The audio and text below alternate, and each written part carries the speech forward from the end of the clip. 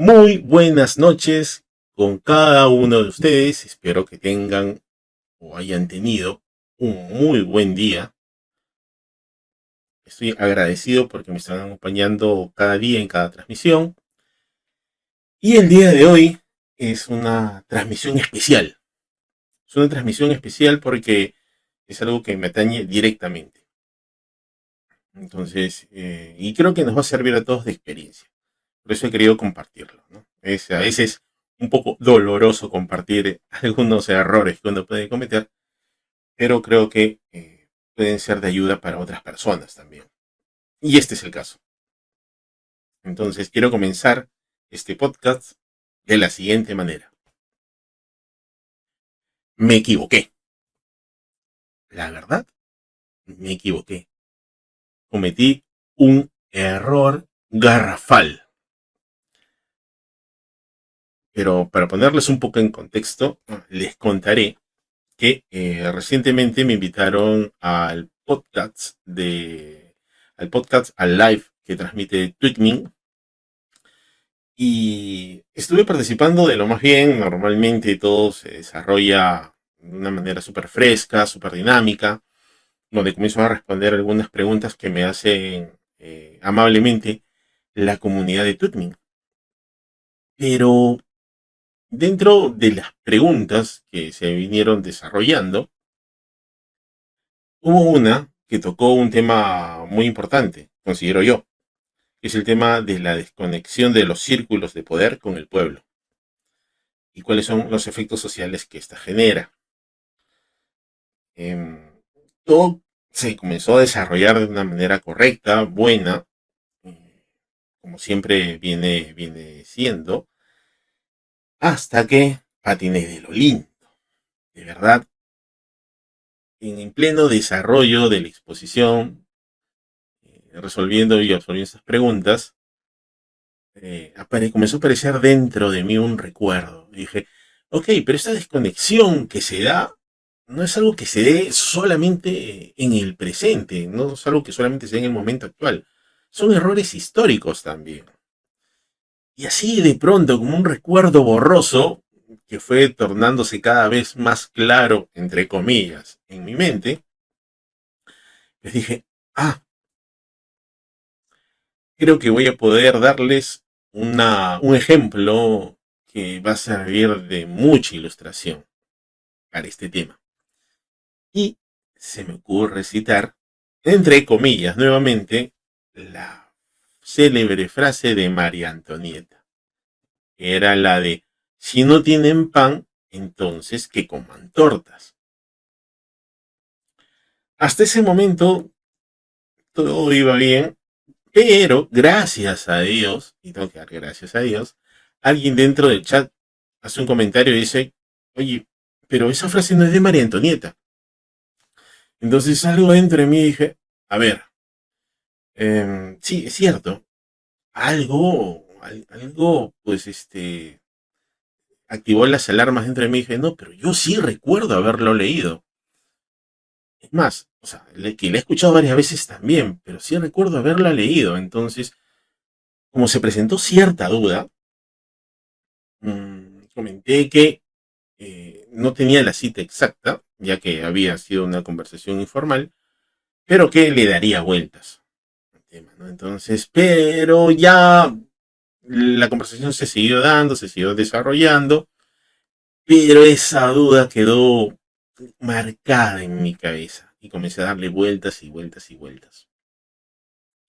Entonces, llegó un momento ya en que la duda comenzó a carcomerme el coco, ¿no? Y dije, después del live, sí o sí me voy a poner a investigar sobre esto porque en realidad estoy seguro de que he leído esa frase. Y si la he leído, pues normalmente tengo libros de consultas buenos, ¿no? Pero qué cosa puede haber sucedido. Entonces, después del live, efectivamente comencé a buscar fuentes de información. Pude acceder al libro biográfico. Este libro biográfico de María Antonieta, que fue desarrollada por la historiadora Antonia Fraser, ¿ya? Ella es una renombrada historiadora. Entonces, y en este libro, obviamente, se me dio un poquito más de luces porque tocaban precisamente este tema. Antes de continuar, tengo que hacerles la aclaración de que en lo referente a este libro, pues hay traducciones diversas al español, ¿no? En este caso es La Última Reina, es María Antonieta, La Última Reina de Antonia Fraser. En otros libros pueden encontrarlo como María Antonieta, El Último Viaje, si mal no recuerdo, o El Viaje. Entonces, pero ustedes saben de que por el tema de traducción de un idioma a otro, pues cada casa editorial trata de ponerle, digamos, el título que consideran ellos que va a reflejar mejor el desarrollo del texto, ¿no? Entonces, haciendo este pequeño paréntesis, continúo. En esta biografía, quienes puedan tener acceso a leerla posteriormente van a encontrar de que la historiadora sostiene que es probable que esta sea una frase inventada o tergiversada por los propagandistas revolucionarios de aquel entonces. Acuérdense de que en este tiempo fue el tema de la Revolución Francesa. Pero obviamente, por obvias razones, no me iba a conformar solamente con esta información. O sea, es decir, ya había patinado a lo grande en un en vivo y lo que me tocaba era rectificar, y si me voy a rectificar, tengo que hacerlo bien, dije. Entonces, tengo que cubrir todas las aristas posibles o todos los posibles cuestionamientos. Quiero estar seguro de que lo que voy a decir es cierto. Entonces ya comencé a dudar de mí y de las fuentes que tenía. Entonces, obviamente, comencé a hacer más memoria y sí, recordé que en la época de colegio me entró una etapa así de intensidad y de obsesión con el tema de la Revolución Francesa. Entonces, ¿qué cosa sucede? Sucede que comencé a leer un montón y investigar un montón sobre la Revolución Francesa, sobre todos los que estuvieron involucrados en ella. Y ahí recuerdo también, llegué a recordar incluso que en una clase el profesor de Historia Universal citó, o sea, nos dijo que efectivamente esto había sucedido así. Entonces dije, ok, comencé a identificar cuáles eran los posibles patrones que me llevaron a un desvío, ¿no? Y dije, ok, tengo que corregir esto. De una u otra forma tengo que corregirlo. ¿Qué sucede?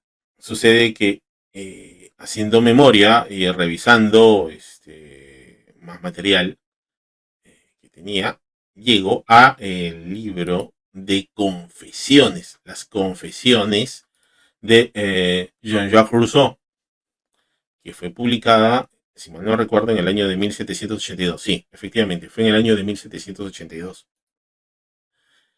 Y efectivamente, en ese libro aparece la frase por primera vez, la gran frase que ya había citado. Entonces, ok, no estoy del todo equivocado. O sea, la frase existe. Entonces, y encima estoy cogiéndola de una fuente confiable, que es Jean-Jacques Rousseau. Y dije, bueno, sí, es cierto. Y para fines de esto me tuve que memorizar la frase, ¿no? Y en el libro mencionaba que Jean-Jacques Rousseau decía, finalmente recordé el recurso extremo de una gran princesa que decía, si no tienen pan, que coman brioche. Y y sí, algunos de ustedes dirán, pero doctor, está diciendo que coman brioche, no, no que coman pasteles. Y sí, efectivamente, el problema aquí es el tema de la traducción. ¿Se acuerdan lo que les comenté hace un momento acerca del libro autobiográfico, del libro biográfico que desarrolló Fraser acerca de María Antonieta? Bueno, hay un tema de traducciones. Y sí, lo del pastel fue una mala traducción hecha por algunos editores. Siempre con la finalidad de que la gente pueda entender mejor de qué estábamos hablando. Pero entonces, ¿qué cosa sucede? Sucede que hay un pequeño detalle. ¿Y cuál es este detalle? El detalle, para continuar y para darle contexto, es el pan brioche. Este es el pan brioche. Entonces, es una suerte de bizcochuelo.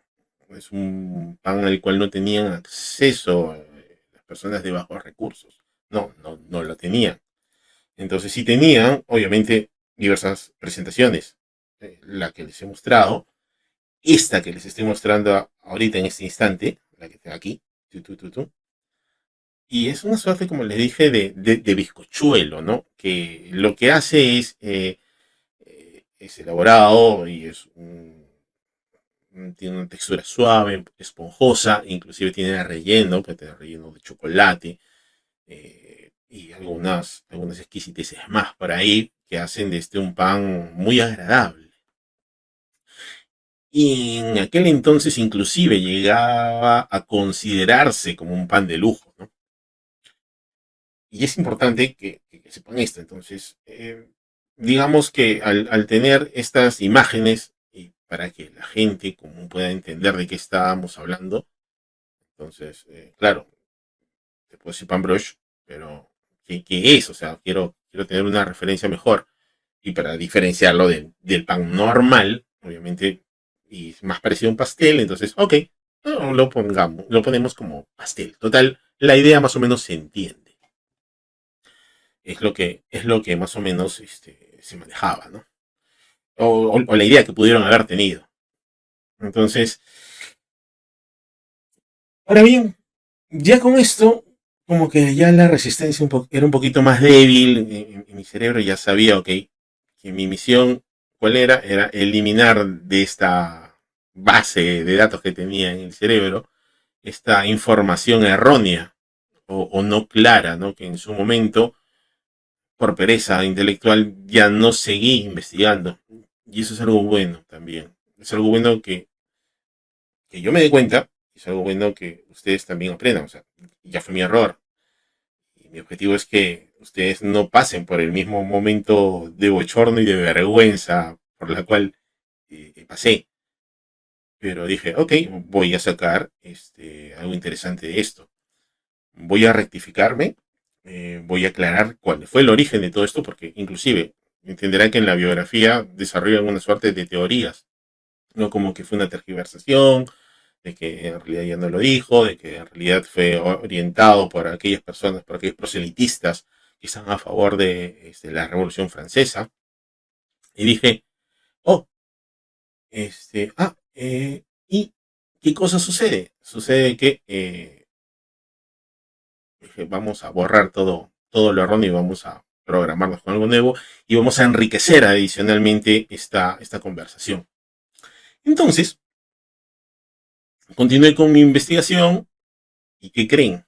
Dentro de esta investigación que comencé a realizar, descubro también de que ese libro de confesiones de Jean-Jacques Rousseau, si bien es cierto, fue publicado en 1782, fue una publicación póstuma. Un dato que también había obviado. Normalmente uno a veces no presta atención a esos detalles. Para que vean lo importante que es esto, ¿ah? De verdad. O sea, y es lo fascinante, de verdad. Eso me gusta, me fascina, porque uno comienza a descubrir cada vez más cosas. Y eso como que me llena de emoción. Entonces, y no solamente eso, sino que tenía un compromiso con la comunidad de Twigmin. O sea, dije, no, tengo que aclarar esta situación.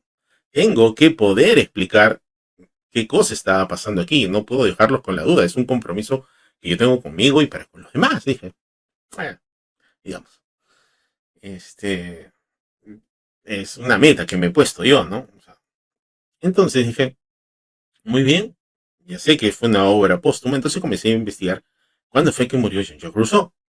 Bueno, Jean-Jacques Rousseau murió en el año de 1778 y se calcula más o menos que el manuscrito que desarrolló por el tema de confesiones fue escrito entre el año de 1766 y 1770. Y pues bien, para esos años, Por eso es que le digo que es importante revisar ese tipo de detalles. Dije, ok, vamos a calcular. Si fue en 1766, vamos a ver el paralelo con María Antonieta, porque de repente sí hay una relación. Entonces, okay, quizás no lo dijo directamente, dije, vamos a revisar. Hay un gran detalle. Nuestra querida María Antonieta Josefa Juana de Habsburgo Lorena tenía en aquel entonces, en este 1766, un aproximado de 10 años y aún seguía viviendo en Austria, por lo que era imposible que Jean-Jacques Rousseau estuviese refiriéndose a ella. Además, tenemos que recordar, por eso es importante hacer, pues, dar a veces, darse un pequeño espacio y hacer cruces de información y de años, y descubrir que María Antonieta recién se convierte en reina de Francia en el año de 1774, cuando ella tenía 18 años. ¿Ok? Entonces, con esta información, definitivamente, Jean-Jacques Rousseau no se estaba refiriendo, cuando cito esta frase, a María Antonieta. Dije, perfecto. Entonces, es mi primera labor de arqueología básica en cuanto a textos históricos, va dando sus frutos, dije. Ya voy quedando claro. Pero ¿qué cosa sucede? Como tenemos aquí a nuestra querida María Antonieta, tenemos que descifrar, pues, quién, pues, qué persona contribuyó a que el chisme se expandiera de una manera mucho más, entre comillas, académica. Entonces, aquí, pues, vamos a presentar, pues, a nuestro querido, impulsador, a quien probablemente ayudó a que esto se siguiera difundiendo aún más, inclusive hasta nuestros días. Y hablo de nada más y nada menos que nuestro querido Alphonse Karr. Alphonse Karr no estuvo en la época tal cual, bueno, cuando estuvo María Antonieta viva. Él nació en el año de 1808 y murió en el 1890. Pero digamos que en este siglo XIX, este crítico, fue periodista también y fue un novelista francés, ayudó mucho a contribuir a popularizar esta asociación de frase personaje, ¿no? Y esto lo hizo en sus obras, aunque él mismo admitiría que no había pruebas que cerciorasen que en realidad ella lo hubiese dicho. Digamos que no fue muy académico, por decirlo menos, ¿no? Digamos que el disclaimer fue en la popular letras chiquitas, ¿no? Probablemente, digamos, sumarse a esa ola, pues le iba a ayudar a dar mayor popularidad o mayor aceptación. Entonces ya sabemos qué personaje, pues, impulsó esto un poquito en aquellas épocas y que llegará más o menos hasta nuestros días, pero no solamente es esto. ¿Por qué persiste un rumor? Es decir, yo te puedo decir, ok, yo puedo crear inclusive inventar que uno de ustedes hizo una frase, pero quien los conoce pues dice, no, pues es imposible. Como Guatías, o como el Turroy, o como Sander, pueden haber hecho esto. Sander nos dice, ¿qué pasó? ¿Cómo metiste la pata? Metí la pata asociando, como le dije, la frase de María Antonieta dijo esta frase, en realidad no la había dicho, entonces estoy haciendo la aclaración y es un fruto de investigación de qué cosa realmente sucedió y cómo se dio esto y cómo se transmitió esta idea equivocada a lo largo del tiempo, inclusive hoy, por si acaso, esto no es algo tampoco del pasado, inclusive hoy van a encontrar algunas frases que supuestamente, entre comillas, las dijo Gandhi o que las dijo Einstein. Y qué cosas sucede, están utilizando una falacia de autoridad, están diciendo, Einstein lo dijo, entonces es cierto. Pero un ratito, tenemos que contrastar que efectivamente lo dijo. Cómo y cuándo y dónde es un trabajo que tenemos que hacerlo. Pero ahorita en redes van a encontrar que hay un montón de basura volando por ahí y que a veces uno recibe como cierta, pues dice, no, pues sí, esto es real, porque lo he visto acá, porque lo han citado. No, no. Hay que contrastar. Ahora más que nunca hay que contrastar la información, ¿no? Hay mucho propagandista. Entonces, que muchas veces con la idea, entre comillas, de jalar para su agua, para su molino, muchas veces utilizan recursos no adecuados. Y probablemente, y quizás, su idea o su propósito sea bueno, pero digamos que la metodología deja mucho que desear, ¿no? Entonces aquí vamos. Vamos en ese sentido. Digamos que, yo puedo decir una frase de ustedes, pero quien los conoce va a decir en un momento, ¿no? Ellos en ningún momento dirían, o él en ningún momento diría esto. No va asociado a su comportamiento.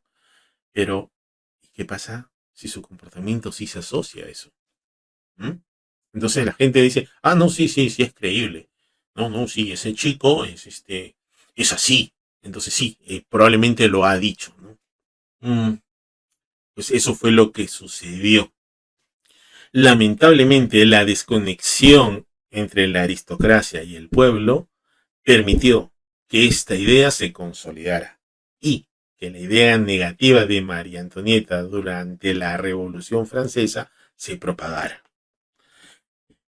¿Qué cosa nos dice eso?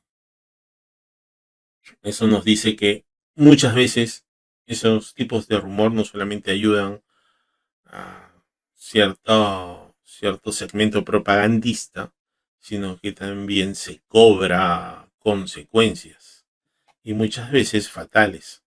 Muchas gracias, Alfonso Carr, por estar aquí, pero ahora necesitamos nuevamente a nuestra querida María Antonieta para que, digamos, nos acompañe. Digamos, fruto de esta revolución, nuestra querida María Antonieta termina muriendo en el año de 1793, con solo 37 años, ¿no? Es fruto de la Revolución Francesa, ¿no? Digamos que la Revolución Francesa no puede ser romantizada tampoco. Se cometieron demasiados excesos que no se pueden justificar. Y lo que nos toca a nosotros es evitar que eso suceda. Y para evitar que eso suceda, tenemos que tener en cuenta algunos factores que son importantes, pero todo a su tiempo. Todo a su tiempo. Déjenme un ratito seguir avanzando un poquito más con los temas. Ahí atiendo un rato los chats. Eh, Solamente es para que no se me vayan las ideas de la cabeza, ¿no? Digamos que María Antonieta, como ustedes ya sabrán, muere sentenciada por el tema de la guillotina. Pero hay algo que sí tendría que resaltar y es el valor con el cual enfrentó la sentencia. Mm, Tú puedes ver el temple independientemente del error o de los aciertos que puedan tener las personas, tú puedes ver el temple de cómo afrontan las situaciones en momentos determinantes como este. Y María Antonieta fue una de estas personas. Digamos, como mujer, presentada muchas veces con cierta debilidad o presentada muchas veces de una manera media grotesca o tonta. En realidad, fue una persona que enfrentó la sentencia de la mejor manera. Es más, incitó a que se tomara acción de una vez y que no siguieran haciendo escarnio de ella, sino que ejecutaran la sentencia lo más rápido posible. ¿Mm? Digamos, muy pocos de nosotros probablemente actuemos de esa manera. ¿No? Hay que reconocer al César lo que es del César. Pero digamos que al final esta maquinaria hizo de que esta propaganda sea efectiva, digamos, llevase, entre comillas, con éxito el desmantelamiento de este proceso aristocrático, de esta forma de gobierno monárquico y la implantación de una nueva forma de gobierno. Podríamos decir también de que la juventud con la cual enfrentó María Antonieta toda esta encrucijada, le tocó momentos difíciles, eh, pues combinadas con las tensiones políticas, económicas de la época, pues digamos que hizo que se enfrentara a estas críticas y estas dificultades tan marcadas, ¿no? María Antonieta sí tenía una imagen frívola, derrochadora y desconectada de los problemas del pueblo. Y esto, pues, a veces no necesariamente por algo que ella hizo, sino por algunos detalles, algunos regalos que le hacía su lindo llamado esposo, el rey, ¿no? Que pues lamentablemente no era bien visto por el pueblo. Digamos, pero a pesar de esto, eh, digamos que María Antonieta no era tan mala como se piensa, o tan tonta o tan desconectada de la realidad.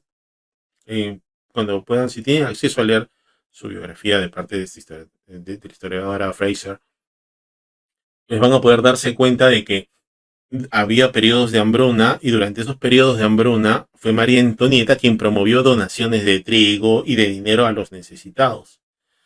No obstante estos gestos, que fueron muy buenos, fueron olvidados rápidamente. ¿Por qué? Porque no hubo una suerte de equilibrio. O sea, tú puedes hacer obras muy buenas, pero digamos que siempre lamentablemente lo malo va a pesar más que lo bueno y va a taparlo. Entonces tienes que ser coherente. O en todo caso, no puedes generar escándalo. O sea, puedes gozar de tus bienes si quieres, obviamente, pero no a expensas del dolor ajeno, o sea, no haciéndolo público. Y ahí ahorita vamos a llegar. Digamos que también ha habido frases, pues, que se han ido asociadas, no necesariamente directamente a María Antonieta, pero sí a su madre. Se dice, se corre el rumor. También puede ser fruto de la propaganda de aquel entonces, porque he estado buscando esto, pero no he encontrado el origen del mismo.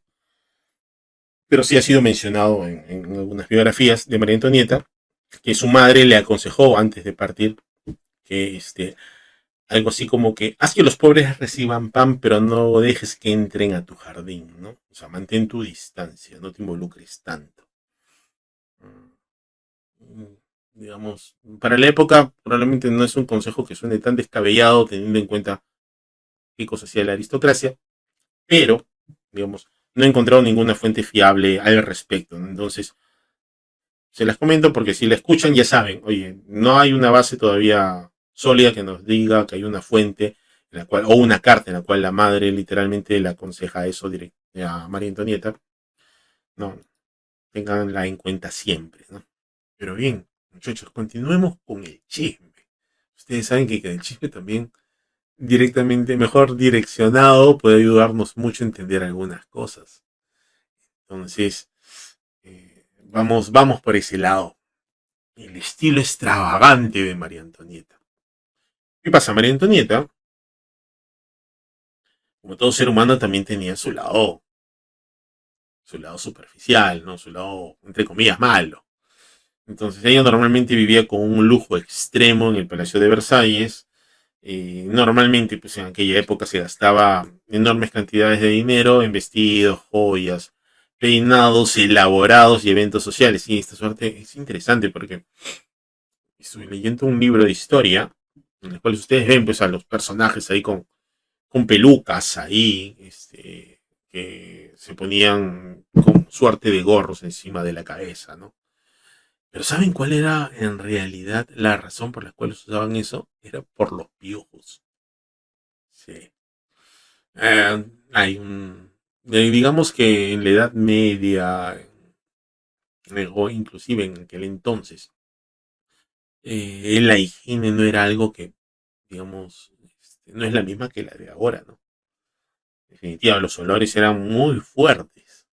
Entonces, por eso es que comenzó a resaltar bastante el olor de las fragancias, de los perfumes, que ayudaban a disimular esa pestilencia. Pero ya saben, esas suertes de peluquines que usaban, que ustedes ven en las fotos y todo, el objetivo principal era esconder esta suerte de piojos, ¿no? Los cuales caminaban ahí sin cesar encima de las cabezas de los aristócratas. Bueno, no solamente de los aristócratas, sino en general de las personas. El aseo no era algo que digamos, estaba muy desarrollado en aquel entonces.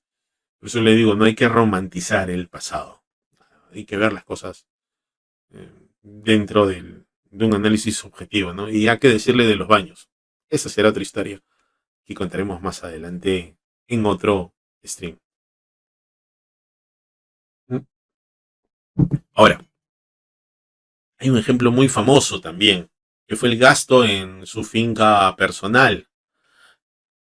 Esta finca personal tan famosa, la Petite Trianon, que era pues una suerte de copia, por decirlo así, regalada a María Antonieta, y una copia del Gran Trianon, donde pues el rey Luis desarrollaba pues sus actividades monárquicas o sus divertimentos, ¿no? Pero no solamente es eso, sino que nuestra querida María Antonieta mandó construir una aldea de pastores. Y probablemente eso sí fue un error garrafal, ¿no? Una aldea de pastores. Y esta aldea de pastores era conocida como Amont de la Reine. En aquella construcción, pues, se disfrutaba de los juegos bucólicos, una suerte de juego de roles que contrastaban con la pobreza del pueblo. Ustedes me dirán, querido doctor, pero que es un juego bucólico. De repente es la primera vez inclusive que lo escuchan. Como les dije, es una suerte como, más o menos, como un juego de rol, ¿no? Era una actividad recreativa en la cual ellos simulaban tener una vida simple y pastoral del campo, idealizando la vida rural, obviamente sin sus penurias, ¿no? Entonces, ¿qué cosa hacía? María Antonieta y su corte jugaban a que eran pastores y campesinos en esta su aldea privada. Me refiero a la Amont de la Reine. Disfrazándose con ropas campestres y realizando tareas como ordeñar vaquitas, cuidar las ovejitas, ¿no? Obviamente bien vestiditos, simulando tener ropas del pueblo, de pastores, ¿no? Digamos que era su forma romántica y escapista de desconectarse de las formalidades a las cuales les exigía las cortes, inclusive ahora. Ustedes pueden ver que hay una suerte de protocolo que se tienen que cumplir en las pocas monarquías que hay actualmente. Hay una suerte de protocolos y normalmente pues quienes se encargan de este protocolo influyen bastante en tu forma de ser, en tu forma de desenvolverte dentro del ámbito privado y público. Entonces, tampoco hay que romantizar mucho esta suerte de idea, pero a cambio de ser, entre comillas, una suerte de, podría decirse títere, que tiene que cumplir ciertos roles o ciertas funciones, recibes un pago, ¿no? Y un pago no menor. Pero lamentablemente eso, pues sí, obviamente tú eres del pueblo y, sé, te enteras, pues, no sé, si me tocó vivir en una monarquía, pues, y te enteras, pues, que el rey o la reina, pues, con su corte, con los aristócratas, juegan a que, no sé, pues, son cocineros de una ciudad o son, empleados de una oficina, y juegan de esa forma, es una forma de banalizar un poco tu esfuerzo, tu trabajo. Entonces, una falta de respeto, me parece. Pero en fin, hubieron otros escándalos a los cuales también se sometió la princesa, una suerte con un collar, más o menos, como que María Antonieta había estado involucrada en un fraude con un collar de diamantes, ¿no? Y llegó a los oídos del pueblo, ¿no? Pero digamos, eh, fue como una suerte de chisme, pero obviamente esto generó un escándalo. La gente dice miente y que algo queda, ¿no? Decía Goebbels en aquel entonces con nuestro personaje del bigotito. Pero al final, ¿qué cosa sucedía? Sucedía que ya María Antonieta tenía una imagen de reina derrochadora y corrupta. Entonces, era mucho más fácil creerse que ella dijo esta frase. Era mucho más fácil ganar partidarios para la revolución, ¿no? Ahora, adicionalmente a esto, digamos que María Antonieta no era bien vista tampoco por el pueblo francés, inclusive por algunos aristócratas. Y de forma que María Antonieta fue apodada despectivamente como l'Autrichienne, que en español lo vendría a ser como la austriaca, ¿no? Sí, pues, la austriaca, ahí está, la austriaca. Y muchas veces pues era acusada de favorecer más a Austria que a los intereses propios de Francia, y como esta influenciaba pues sobre su querido esposo, el rey Luis XVI, quien era considerado pues un monarca débil.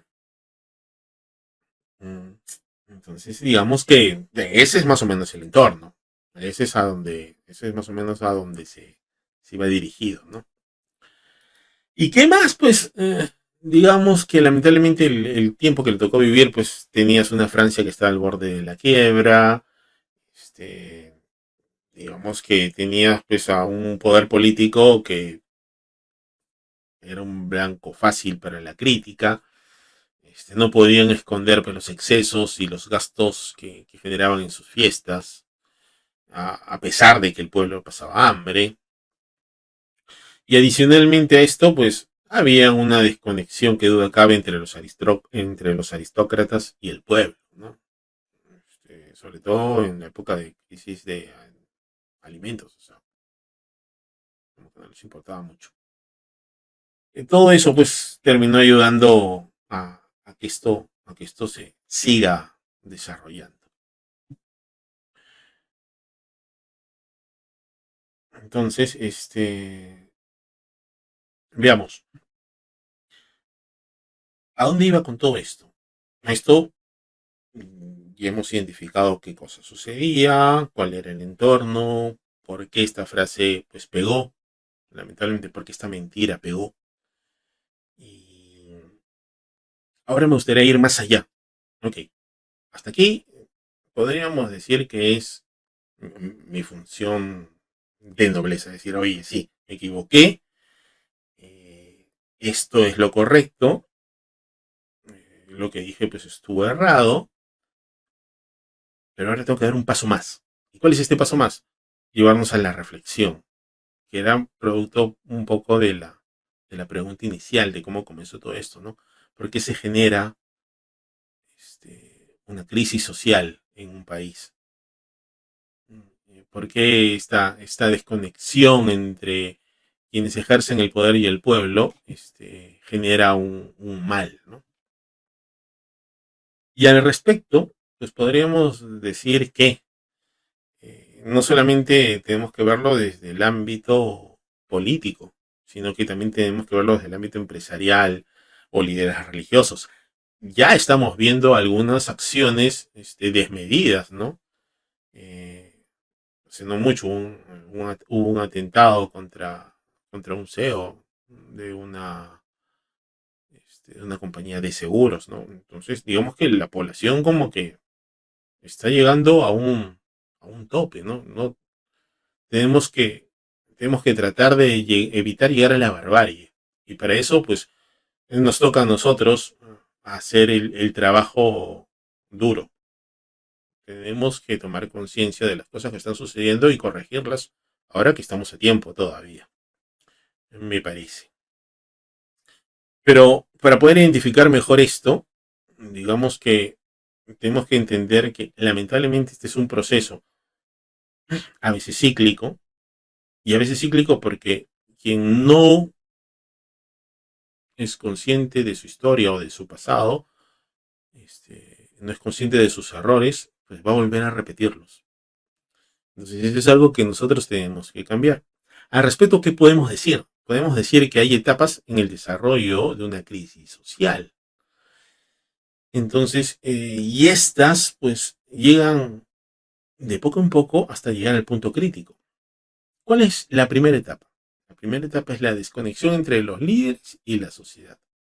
Tú puedes tener muy buenas ideas, pero si tu costo social para implementar una idea es alto, pues te vas a enfrentar probablemente a una, a una manifestación fuerte.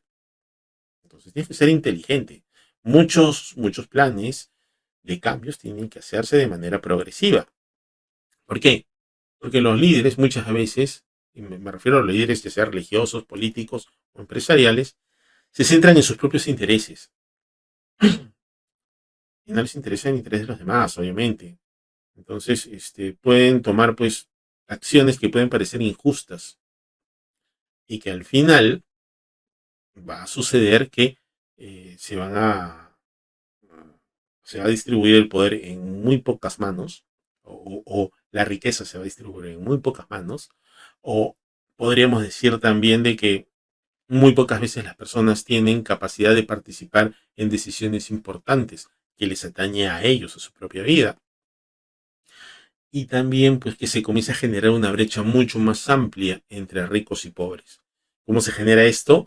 Pues se genera con la clase media. Mientras la clase media comienza a un poquito a decrecer, digamos que comienza a generarse un espacio mucho más tangible de diferencias, ¿no? Entonces, le quitas la esperanza al pobre de poder encontrar un espacio en el cual pueda crecer, que es lo que te brinda la clase media.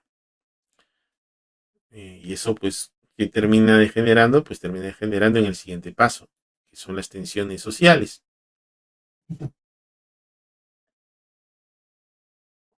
Si tú te sientes abandonado, te vas a enojar, porque vas a encontrar de que no hay, vas a encontrar que va a haber una desigualdad en el trato que le dan a unos con el trato que te dan a ti, ¿no? Y no solamente a ti, sino a quienes te rodean también. Entonces, muchas veces los más afectados son los trabajadores, los estudiantes y los campesinos. Entonces tú dices, oye, tengo que defender los pocos derechos que he logrado. Entonces, hay un compromiso que tiene el poder político, el poder empresarial, para con la sociedad también. Y ahí pues es cuando comienzan a darse primero pequeñas protestas en algunos sectores, comienzan a crearse más divisiones, que yo soy bueno, que tú eres malo, y comienzan a aumentar los movimientos de críticas al sistema. Entonces, pues, si tal sistema es malo, tal sistema es mejor, este, y ya comienza a haber también a generarse un espacio muy terrible. ¿Y cuál es este espacio? Este espacio es la pérdida de confianza en las instituciones. Si tú comienzas a perder la confianza en las instituciones que te rigen, porque son corruptas o ineficientes, pues sus líderes comienzan a perder legitimidad. Aparecen movimientos alternativos o populistas que te ofrecen resolver el problema en un instante, cosa que no es cierta. No se dejen engañar. Ningún problema se va a cambiar en 2 años o 3 años. Es un proceso que se da, que puede tomar de 15 a 20 años, normalmente. Y no solamente es esto, sino que hay algunas personas que se vuelven inclusive más radicales. Van a encontrar probablemente inclusive candidatos que se vuelvan más radicales.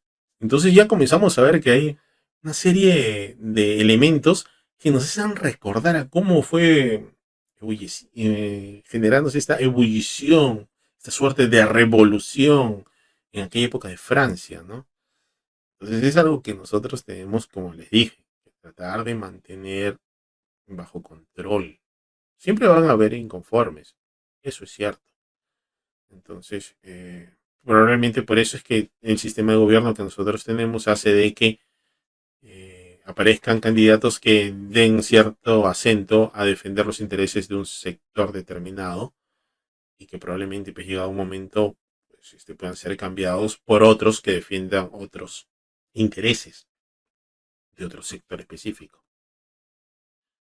Pero ¿qué cosa sucede? Sucede que ya comienzan a existir ya más movimientos sociales, ya más marchas, huelgas masivas, bloqueos, que comienzan a afectar el tema económico y social. Pues, o sea, comienza a minar la seguridad jurídica también o la estabilidad para hacer inversiones.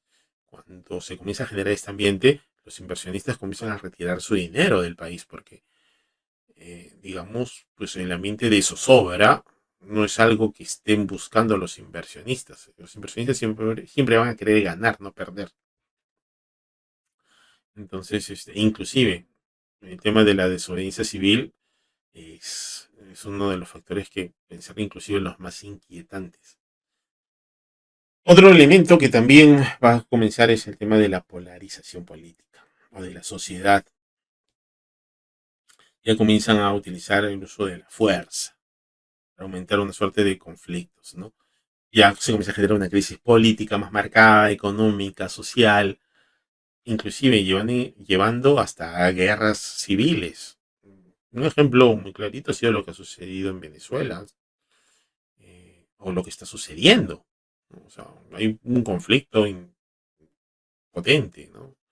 Quienes defienden a un sistema de gobierno y a quien los cuestiona, defienden la legitimidad o la ilegitimidad de la misma, ¿no?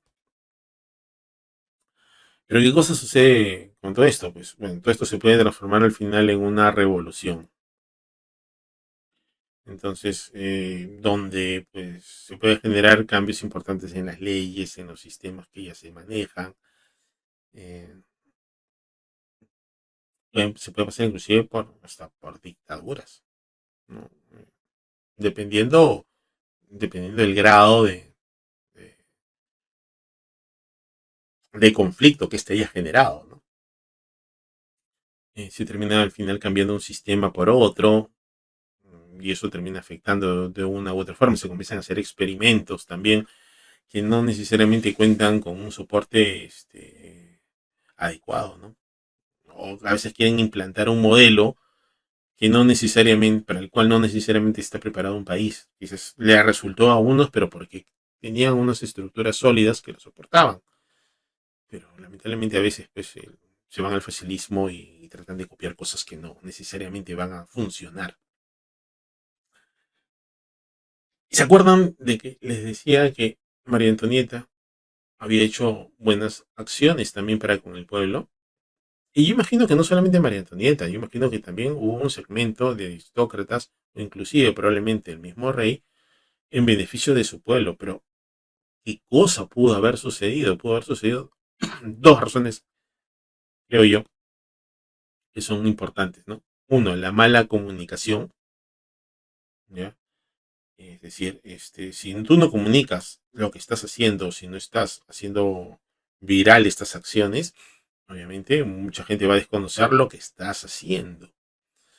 Y si adicionalmente a esto no va acompañado por un sistema de comportamiento adecuado, por un sistema de asesoría, de comunicación adecuada, de, oye, no hagas esto, o no se te ocurra invertir en tal cosa, o en hacer una fiesta, o en gastar en superficialidades, porque va a agravar y va a obstaculizar el mensaje que queremos transmitir.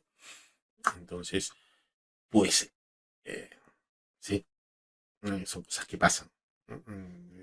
Uno tiene que también saberse guiar. Un líder tiene que saberse guiar, tiene que saber confiar en aquellas personas que lo asesoran también, ¿no? Claro, si tienen la preparación adecuada. Y obviamente el otro tema es la crisis económica. La crisis económica puede agravar definitivamente. Es el detonante de tensiones. Eso sí, eso va a suceder. Entonces, al final, ¿qué cosa sucede? Sucede que al no estar estas dos columnas bien establecidas, lo que va a suceder es que se va a notar una falta de liderazgo, y obviamente pues hay algunos países con algunas intenciones, buenas o malas, que van a querer influenciar dentro de tu territorio, ¿no? Ya sea porque no les conviene o ya sea porque desean ayudar. Digamos que este intervencionismo pues, podría también agravar la situación al no ser bien vista. Digamos, son consecuencias, ¿no? Que pueden ir ocurriendo en este instante. Y bueno, hasta aquí podríamos decir que hemos desarrollado y hemos enriquecido el tema de la idea de reconocer en efectivamente cuál fue el origen de la frase que se citó de si no tienen pan, entonces que coman tortas. Y no solamente es eso, sino que también hemos podido descubrir que como esta mala comunicación, como un comportamiento, ¿no? Oh, muchas gracias por seguirnos, bienvenido a la comunidad. Un gusto tenerte aquí con nosotros, esperemos que pues sigamos creciendo y sigamos compartiendo. Y como les comentaba, ¿no? Eso es entender también cómo esto puede influenciar como fines propagandísticos cuando no se lleva un comportamiento adecuado, cuando no hay una buena comunicación por parte del gobierno o del sistema de gobierno de turno, y cómo esto también afecta a la sociedad de una u otra forma. Entonces, más o menos nos ayuda a generar una suerte de ideas, ¿no? De qué cosa es lo que se tiene que hacer y qué no. Pero no solamente es eso, sino que lo que tenemos que evitar, sí o sí, es que nosotros lleguemos a estos extremos, a los extremos de los conflictos internos, porque eso nos debilita mucho.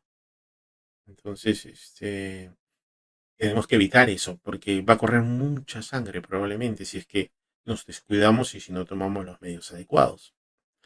Pero para que esto tampoco suceda, el compromiso de quienes están asumiendo el poder, pues es evitar errores históricos.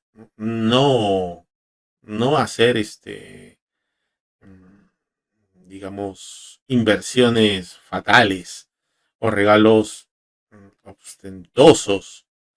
En este caso, por ejemplo, aquí estoy colocándoles una imagen de aquello que ocasionó tanto revuelo en su momento, por, podríamos decirlo así, una mala inversión, ¿no? Por parte de Luis XVI.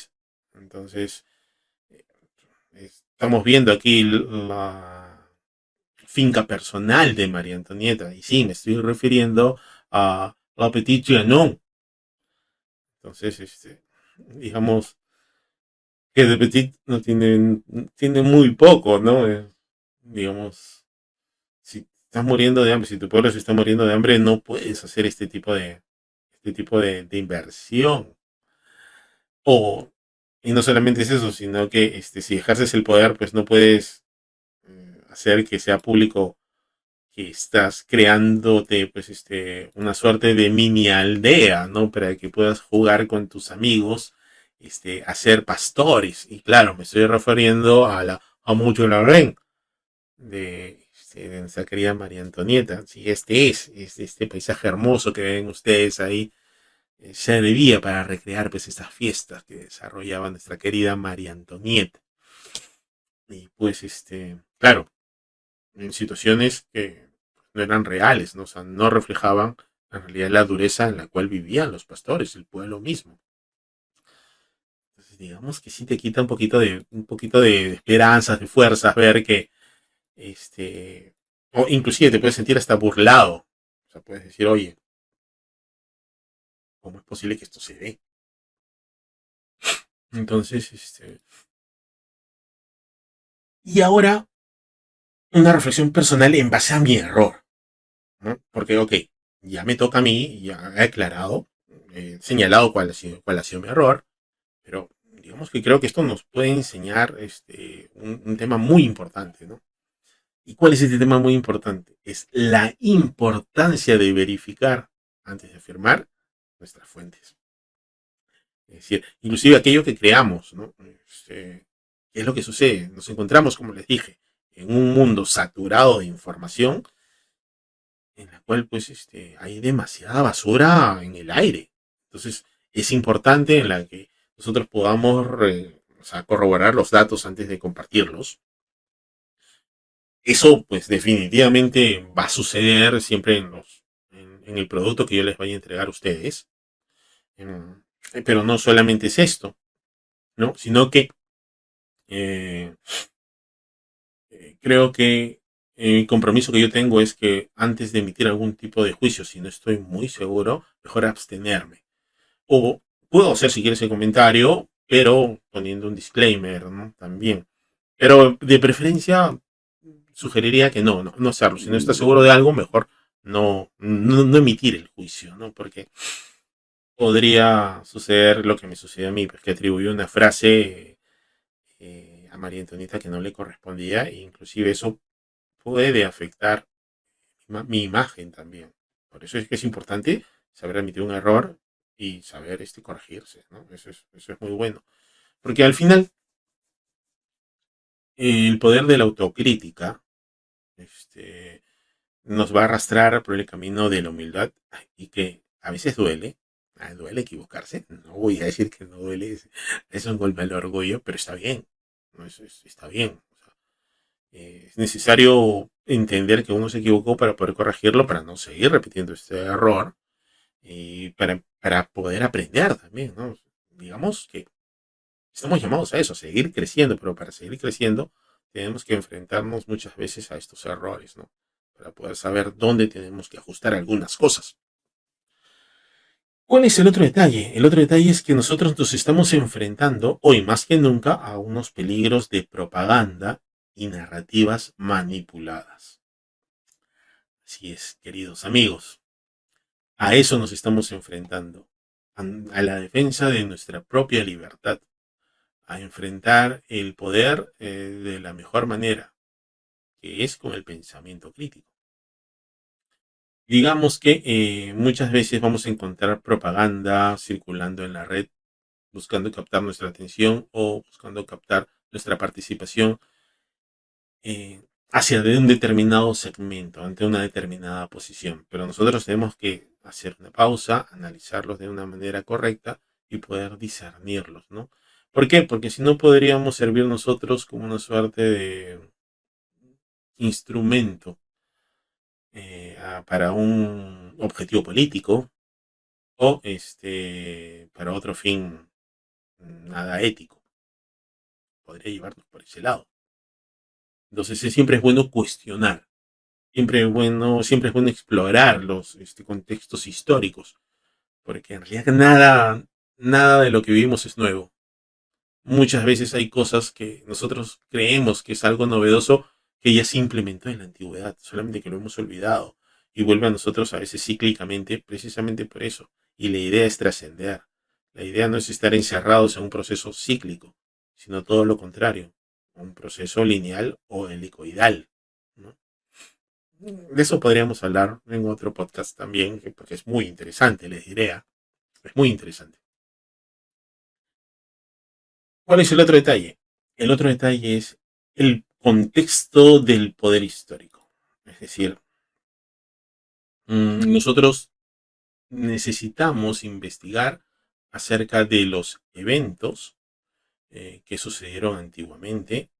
Tenemos que investigar acerca de quiénes fueron los protagonistas de los mismos y cuáles fueron sus aciertos y cuáles fueron sus errores. Digamos, en el manejo de personas, en la dirección de personas, en el liderazgo, esto nos va a ser de muchísima utilidad. Tener en cuenta también el hacer una suerte de investigación profunda y poner en un contexto determinado, un año determinado, alguna situación que se cite, por ejemplo, nos permite entender o descubrir de una manera más efectiva lo que algunos presumen. Como por ejemplo, les contaba el descubrimiento que hago acerca de María Antonieta y la frase que emitió Jean-Jacques Rousseau y que pues no tenía ninguna relación con ella, sino con otra princesa. Porque en aquel entonces María Antonieta tenía 10 años y seguía en Austria. O sea, no estaba en Francia. Entonces, ahí uno ya utilizando esa data, pues comienza a asociar y decir, sí, pues efectivamente, esto no fue así. Es mucho más fácil darse cuenta de este tipo de cosas.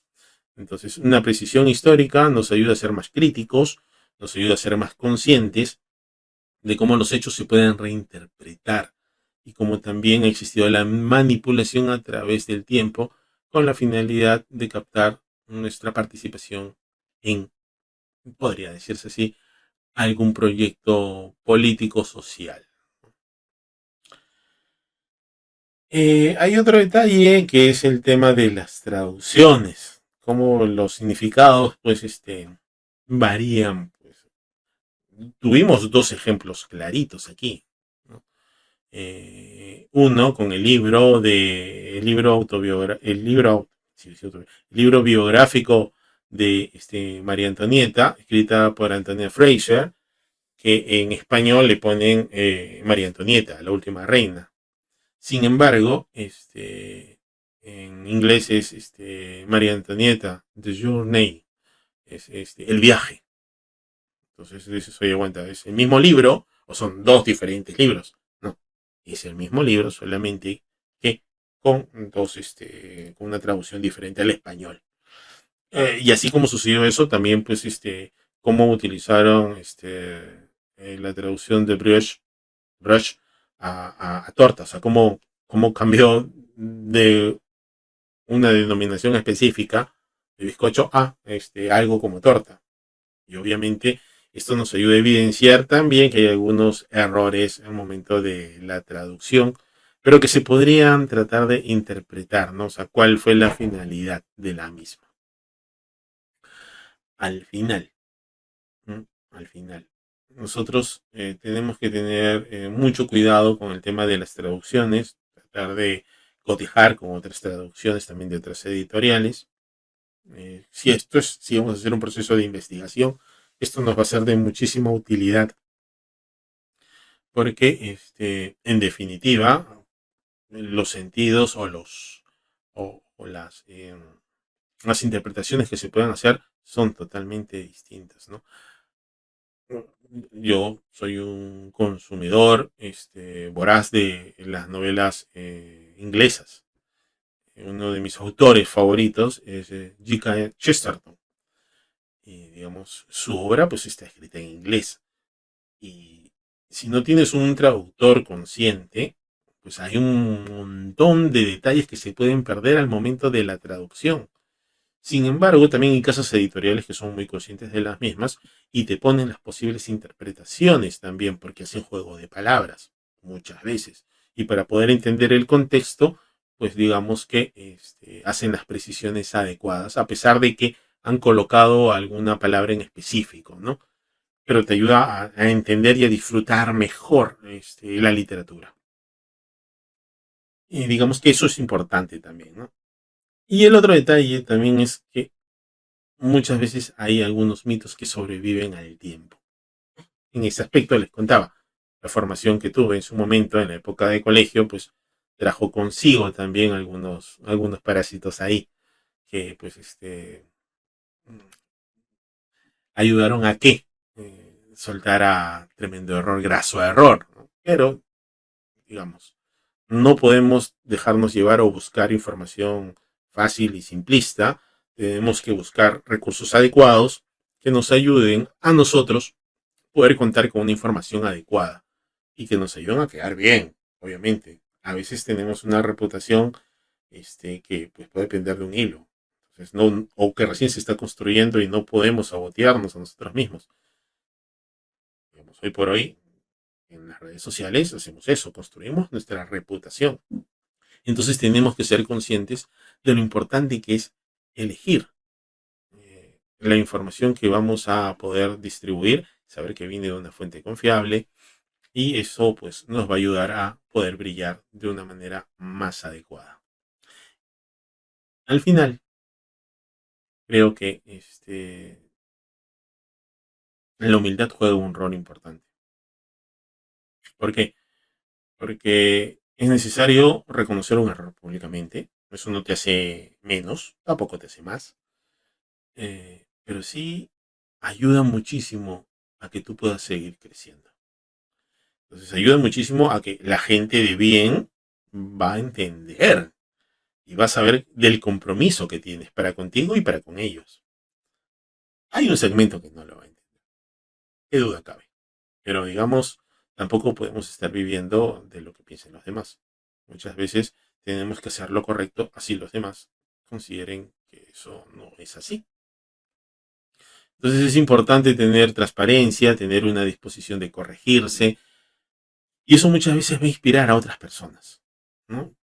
Digamos que nosotros tenemos que perderle el miedo a reconocer el error, porque es un paso importante para seguir creciendo.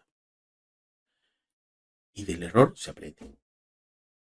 Un error no solo nos enseña a nosotros mismos, sino que puede convertirse en una herramienta para educar a otros. He tratado de poner un ejemplo con ello aquí, de la manera más humilde posible. Y eso al final nos enseña que podemos transformar una equivocación en una oportunidad de aprendizaje. A mí me ha servido mucho porque he podido aclarar varias dudas que tenía, he podido cimentar alguna formación que tuve y dije, ok, veo y creo que está mejor cimentada. Y no solamente es eso, sino que puedo transmitírselas a ustedes con toda la confianza y seguridad del caso. Entonces, ¿por qué? Porque digamos, no quiero volver a caer en esta suerte de error, ¿no? Es un compromiso que tengo por cada uno de ustedes y sobre todo por la comunidad de Twitmin que muy amablemente me abre sus puertas y me permite poder dirigirme a ellos cada cierto tiempo. Ante esto, pues, no me queda otra cosa que agradecerles muchísimo, muchísimo, muchísimo a cada uno de ustedes por todo el tiempo que me brindan, a poder aprender más al respecto sobre diversos temas, porque cada tema nos puede llevar a un hilo de reflexión interesante. Eh, Nada, agradecerles con todo el corazón el tiempo que pasen una excelente semana y no se olviden de ser buenos si pueden. Un fuerte abrazo y hasta otra oportunidad. Nos vemos.